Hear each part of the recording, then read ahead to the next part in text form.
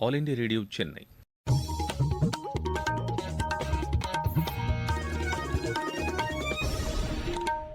மாநில செய்திகள் வாசிப்பவர் கோபாலகிருஷ்ணன். தலைப்புச் செய்திகள். தமிழகத்தில் மக்களவைத் தேர்தலுக்கான வேட்புமனு தாக்கல் நாளை நிறைவடையவுள்ள நிலையில் மனு தாக்கல் தீவிரமடைந்துள்ளது. தமிழகத்தில் ஏற்பட்ட இயற்கை பேரிடருக்கான நிவாரணத் தொகையை மத்திய அரசு அளிக்கவில்லை என்று திமுக தலைவரும் முதலமைச்சருமான திரு மு.க. ஸ்டாலின் குற்றம் சாட்டியுள்ளார். கடந்த 10 ஆண்டுகளில் மத்திய அரசு பல்வேறு வளர்ச்சிப் பணிகளை மேற்கொண்டுள்ளதாக பிஜேபி வேட்பாளரும் மத்திய அமைச்சருமான திரு எல். முருகன் தெரிவித்துள்ளார். தமிழகத்தில் 10ஆம் வகுப்பு பொதுத் தேர்வு இன்று தொடங்குகிறது. ஐபிஎல் கிரிக்கெட் போட்டியில் சென்னை அணி இன்று குஜராத் அணியை எதிர்கொள்கிறது. இனி விரிவான செய்திகள். தமிழகத்தில் மக்களவைத் தேர்தலுக்கான வேட்புமனு தாக்கல் நாளை நிறைவடைகிறது. இந்நிலையில் பல்வேறு கட்சிகளின் வேட்பாளர்களும் சுயேட்சைகளும் தொடர்ந்து மனு தாக்கல் செய்து வருகின்றனர். நாளை மறுநாள் மனுக்கள் மீதான பரிசீலனை நடைபெறவுள்ளது. மனுக்களை விலக்கிக் கொள்ள 30ஆம் தேதி கடைசி நாளாகும். விளவங்கோடு சட்டப்பேரவை தொகுதி இடைத்தேர்தலில் வேட்புமனு தாக்கல் செய்வதற்கும் நாளை மறுநாள் கடைசி நாளாகும். இதையடுத்து அரசியல் கட்சியினரின் பிரச்சாரம் தீவிரமடைந்துள்ளது. தமிழகத்தில் ஏற்பட்ட இயற்கை பேரிடருக்கான நிவாரணத் தொகையை மத்திய அரசு அளிக்கவில்லை என்று திமுக தலைவரும் முதலமைச்சருமான திரு மு.க. ஸ்டாலின் குற்றம் சாட்டியுள்ளார். திருநெல்வேலி மாவட்டம் நாங்குநேரியில் நடைபெற்ற தேர்தல் பிரச்சாரக் கூட்டத்தில் அவர் இவ்வாறு கூறினார். கடந்த காலங்களில் மத்திய அரசில் திமுக அங்கம் வகித்தபோது தமிழகத்திற்காக 69 சிறப்பு திட்டங்கள் கொண்டுவரப்பட்டதாகவும் 11% சிறப்பு நிதி பெறப்பட்டதாகவும் திரு மு.க. ஸ்டாலின் குறிப்பிட்டார்.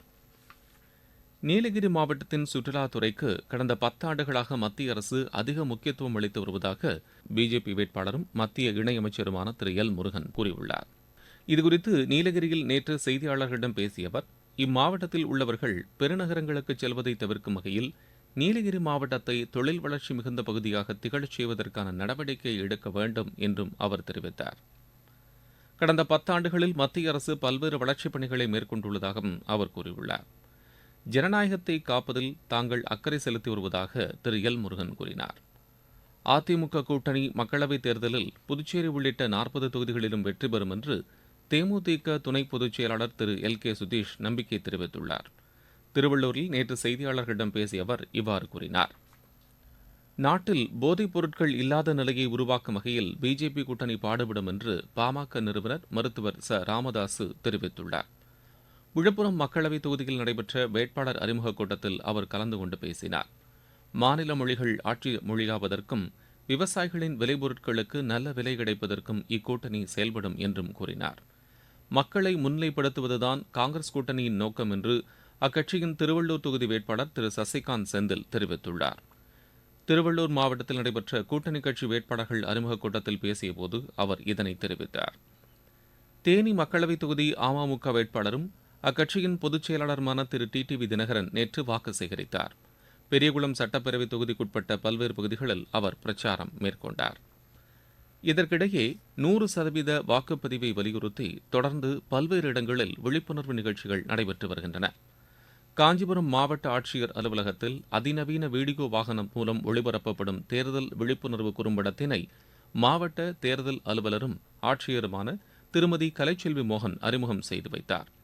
இந்நிலையில் முதன்முறையாக வாக்களிப்பதை ஆர்வத்துடன் எதிர்நோக்குவதாக பெரம்பலூரைச் சேர்ந்த வாக்காளர்கள் எமது செய்தியாளரிடம் தெரிவித்தனர். என் பேர் சங்கீதா. நான் பெரம்பலூரில் இருக்கேன். எனக்கு வயசு 18 ஆகுது. நான் இப்போ முதல் தடவை ஓட் பண்ண போகிறேன். அதை நினச்சி எனக்கு ரொம்ப சந்தோஷமாக இருக்குது.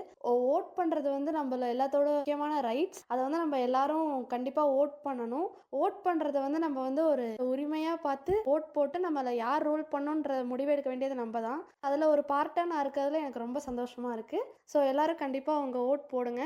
நான் பெரம்பலூர்லேருந்து பேசுகிறேன். என் பேர் ஹரிணி. நான் இப்போ என்னோடய முதல் ஓட்டை போட போகிறேன். எனக்கு இதை நினச்சா எனக்கு ரொம்ப பெருமையாக இருக்குது. ஏன்னா நான் முதல் தடவையாக என்னோடய ஜனநாயக கடமையை ஆற்ற போகிறேன். இருக்க வேட்பாளரில் யார் மக்களுக்கு நலத்திட்டம் கொடுக்குறாங்களோ அவங்கள தேர்ந்தெடுத்து என்னோட ஓட்டை போட போகிறேன். அதே மாதிரி நீங்களும் உங்களோட உரிமையை விட்டு கொடுக்காம எல்லாரும் ஓட்டு போட்டுருங்க. எல்லாரும் சேர்ந்து நம்ம ஜனநாயக கடமையை ஆற்றுவோம்.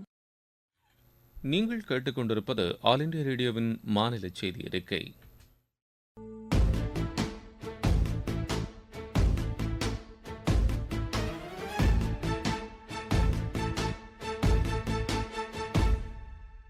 உரிமை கீதம் முழங்கிடு, நீ உலகம் போற்ற எழுந்திடு, உன் கைவிரல் தீட்டும் காவியம் ஒன்றை வர மறைந்திடு.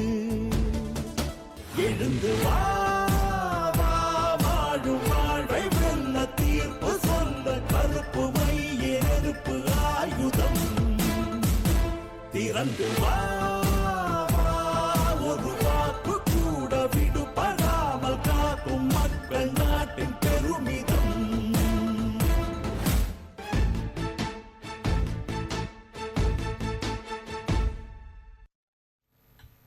தமிழகத்தில் 10ஆம் வகுப்பு பொதுத் தேர்வு இன்று தொடங்குகிறது. இத்தேர்வினை 9,38,000 மாணவ மாணவிகள் எழுத உள்ளனர். தனித் தேர்வர்கள் 28,877 பேர் தேர்வு எழுதுகின்றனர். முதல் நாளான இன்று தமிழ் உள்ளிட்ட மொழிப்பாடத் தேர்வு நடைபெறவுள்ளது. அடுத்த மாதம் 8ஆம் தேதி வரை தேர்வு நடைபெறவுள்ளது. இதற்காக மாநிலம் முழுவதும் 4,107 தேர்வு மையங்கள் அமைக்கப்பட்டுள்ளன. தேர்வு அறை கண்காணிப்பாளர் பணியில் 48,700 ஆசிரியர்களும், முறைகேடுகளை தடுக்க 4,591 நிலையான மற்றும் பறக்கும் படைகளும் அமைக்கப்பட்டுள்ளன. தேர்வு அறைக்குள் செல்போன் போன்ற மின்சாதனங்கள் கொண்டுவர தடை விதிக்கப்பட்டுள்ளது. தேர்வில் ஒழுங்கீன செயல்களில் ஈடுபட்டால் நடவடிக்கை எடுக்கப்படும் என்று தெரிவிக்கப்பட்டுள்ளது. அத்துடன் ஒழுங்கீன செயலை ஊக்கப்படுத்த முயன்றால் பள்ளிக்கான அங்கீகாரம் ரத்து செய்யப்படும் என்றும் அறிவிக்கப்பட்டுள்ளது. அடுத்த மாதம் 12ஆம் தேதி முதல் 22ஆம் தேதி வரை விடைத்தாள் திருத்தும் பணி நடைபெறும் என்றும், தேர்வு முடிவு மே மாதம் 10ஆம் தேதி வெளியிடப்படும் என்றும் தேர்வுத்துறை வெளியிட்டுள்ள அறிக்கையில் குறிப்பிடப்பட்டுள்ளது. இருவரிச் செய்திகள்.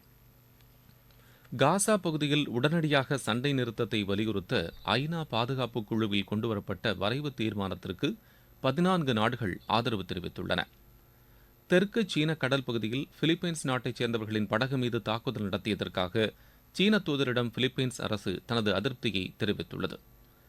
ஆப்கானிஸ்தானைச் சேர்ந்த சுமார் 10 லட்சம் அகதிகளை மீண்டும் அந்நாட்டுக்கு அனுப்புவதற்கான நடவடிக்கைகளை பாகிஸ்தான் தொடங்கியுள்ளது. ஜம்மு காஷ்மீர் உயர்நீதிமன்றத்தின் கூடுதல் நீதிபதியாக முகமது யூசுப் வானி நேற்று பொறுப்பேற்றுக் கொண்டார். தில்லியின் கிழக்கு பகுதியில் ஹோலி கொண்டாட்டத்தின் போது மின்சாரம் தாக்கியதில் 6 பேர் காயமடைந்தனர். மத்திய பிரதேச மாநிலம் உஜ்ஜைனில் உள்ள மகாகாளேஸ்வரர் கோவிலில் ஏற்பட்ட தீ விபத்தில் காயமடைந்தவர்களுக்கு தலா 1 லட்சம் ரூபாய் நிவாரண உதவியும் இலவச சிகிச்சையும் வழங்கப்படும் என்று அம்மாநில அரசு அறிவித்துள்ளது. சேலம் மாவட்டத்தில் மின்னணு வாக்குப்பதிவு இயந்திரங்களை 11 சட்டப்பேரவை தொகுதிகளுக்கு அனுப்பும் பணிகள் நேற்று நடைபெற்றன. ராணிப்பேட்டை மாவட்டம் வாலாஜாவில் நில உட்பிரிவை மாற்றம் செய்வதற்காக லஞ்சம் வாங்கிய நில அளவையரை லஞ்ச ஒழிப்பு போலீசார் கைது செய்தனர். திருவாரூர் தியாகராஜர் கோவிலில் பக்த காட்சி அபிஷேகம் இன்று காலை 8 மணிக்கு நடைபெறவுள்ளது. மயிலாடுதுறை மாவட்டம் சீர்காழி அருகே சட்டவிரோதமாக மது விற்பனை செய்த பெண் ஒருவரை காவல்துறையினர் கைது செய்தனர். விளையாட்டுச் செய்திகள். ஐபிஎல் கிரிக்கெட் போட்டியில் சென்னை அணி இன்று குஜராத் அணியை எதிர்கொள்கிறது. சென்னையில் நடைபெறவுள்ள இப்போட்டி இரவு மணி 7:30க்கு தொடங்குகிறது. நேற்று நடைபெற்ற ஆட்டத்தில் பெங்களூரு அணி 4 விக்கெட் வித்தியாசத்தில் பஞ்சாப் அணியை வென்றது. பெங்களூருவில் நடைபெற்ற இப்போட்டியில் முதலில் பேட் செய்த பஞ்சாப் அணி நிர்ணயிக்கப்பட்ட 20 ஓவரில் 6 விக்கெட் இழப்பிற்கு 176 ரன் எடுத்தது. அதிகபட்சமாக ஷிகர் தவான் 45 ரன் எடுத்தார். பஞ்சாப் அணியின் பந்து வீச்சாளர்கள் முகமது சிராஜ், மேக்ஸ்வெல் ஆகியோர் தலா 2 விக்கெட் வீழ்த்தினார்கள். 177 ரன் எடுத்தால் வெற்றி என்ற இலக்குடன் பின்னர் களமிறங்கிய பெங்களூரு அணி 19.2 ஓவரில் 6 விக்கெட் இழப்பிற்கு 178 ரன் எடுத்து வெற்றி பெற்றது. அதிகபட்சமாக விராட் கோலி 77 ரன் எடுத்தார். தினேஷ் கார்த்திக் 10 பந்துகளில் 28 ரன் எடுத்து ஆட்டமிழக்காமல் இருந்தார். இந்தியா மலேசியா இடையே 23 வயதுக்குட்பட்டோருக்கான 2வது நட்புணர்வு கால்பந்து போட்டி டிராவில் முடிவடைந்தது. கோலாலம்பூரில் நடைபெற்ற இப்போட்டியில் இரு அணிகளும் தலா ஒரு கோல் போட்டன. உலகக்கோப்பை கால்பந்து தகுதிச் சுற்று ஆட்டத்தில் இந்தியா இன்று ஆப்கானிஸ்தானை எதிர்கொள்கிறது. குவஹாட்டியில் நடைபெறவுள்ள இப்போட்டி இரவு 7 மணிக்கு தொடங்குகிறது. மீண்டும் தலைப்புச் செய்திகள். தமிழகத்தில் மக்களவைத் தேர்தலுக்கான வேட்புமனு தாக்கல் நாளை நிறைவடையுள்ள நிலையில் மனு தாக்கல் தீவிரமடைந்துள்ளது. தமிழகத்தில் ஏற்பட்ட இயற்கை பேரிடருக்கான நிவாரணத் தொகையை மத்திய அரசு அளிக்கவில்லை என்று திமுக தலைவரும் முதலமைச்சருமான திரு மு க ஸ்டாலின் குற்றம் சாட்டியுள்ளார். கடந்த 10 ஆண்டுகளில் மத்திய அரசு பல்வேறு வளர்ச்சிப் பணிகளை மேற்கொண்டுள்ளதாக பிஜேபி வேட்பாளரும் மத்திய அமைச்சருமான திரு எல் முருகன் தெரிவித்துள்ளார். தமிழகத்தில் 10ஆம் வகுப்பு பொதுத் தேர்வு இன்று தொடங்குகிறது. ஐபிஎல் கிரிக்கெட் போட்டியில் சென்னை அணி இன்று குஜராத் அணியை எதிர்கொள்கிறது. இத்துடன் இந்த செய்தி அறிக்கை நிறைவு பெறுகிறது.